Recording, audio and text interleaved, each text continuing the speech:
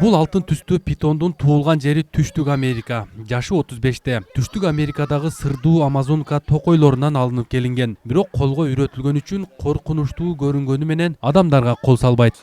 Bunun suda жашайбы же кургак? Yok, suda kurgakta yaşaydı. Köprak kurgakta yaşaydı. Baası kандай? Satып алып келдиңерби же эмне кылдыңар? Bunu satып alganımızda endi. Bu Amerika'dan satып alıngan da.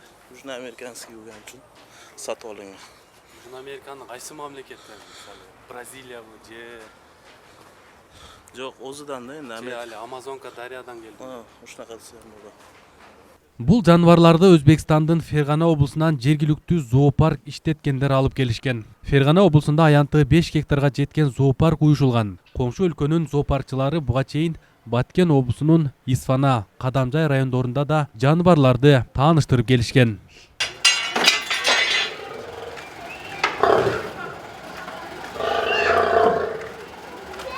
Бул зоопаркта 50-ге жакын жапайы жаныбарлар жана канаттуу куштар бар. Көрүүчү катары көбүрөөк балдар бакчалардан жана мектеп окуучуларынан балдар келишкен. Аларды көбүрөөк жапайы жаныбарлардан карышкыр, арстан, аю жана төбө куш таң калтырды. Мугалимдердин айтымында жаныбарлардын өзүн көрүү балдар үчүн жаныбарларды аyoого чоң таасир берет. Балдардын общий кругозоруна биринчиден. Экинчиден баягыдай табиятты сүйүү, жаныбарды сүйүү деген эң жакшы нерсе да. Балдардын баягы ички сезимин жакшы тарбиялоо.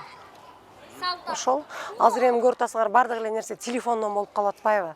Ошого караганда биз көбүнчө музейге апарабыз балдарды, цирк келгенде цирктерге апарабыз, зоопарктарга апарабыз. Балдардын тарбиясына аябай жакшы немелери бар. Уюштуруучулардын айтымында жаныбарлар дүйнөсүн алып келүү эки өлкөнүн достук байланышын арттыруу иш-чараларынын бири. Анын үстүнө түштүк аймакта зоопарк буга чейин болгон эмес. Жана болсо дагы жаныбарлардын түрлөрү аз болгон. Арген Нуров, Кудайберди Дыйканов, ТМЖ жаңылыктары.